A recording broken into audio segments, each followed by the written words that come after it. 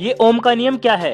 मान लीजिए आपके पास एक वायर है जिसमें करंट फ्लो हो रहा है। अब करंट तभी फ्लो करेगा जब उस तार के दो सिरों पर विभवांतर यानी वोल्टेज होगा। और ओम के नियम के अनुसार किसी भी वायर में बह रही विद्युत धारा विभवांतर के समानुपाती होती है। यानी वोल्टेज बढ़ाएंगे तो विद्युत धारा भी बढ़ेगी और कम करेंगे तो विद्युत धारा भी कम होगी। यहाँ तक तो ठीक था, लेकिन अलग अलग वायर में सेम वोल्टेज पर भी ये विद्युत धारा अलग अलग बहती है। और ये होता है उस तार में हो रहे अवरोध के कारण, जो विद्युत धारा की गति का विरोध करता है। और इसे कहते हैं रेजिस्टेंस यानी प्रतिरोध। तो साफ है कि विद्युत धारा प्रतिरोध के व्युत्क्रमानुपाती होती है। यानी प्रतिरोध बढ़ेगा तो विद्युत धारा भी घटेगी। यहाँ हमने दो कंसेप्ट समझे।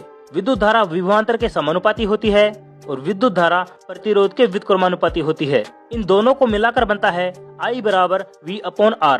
यहाँ R रेजिस्टेंस प्रतिरोध है जिसका मात्रक ओम होता है। और इस इक्वेशन को सिंप्लीफाई करके हम लिखते हैं V बराबर IR। वोल्टेज और करंट के बीच ग्राफ बनाने पर हमें एक सीधी लाइन प्राप्त होती है जो रेजिस्टेंस को दर्शाती है। And this is Ohm's law. That's it.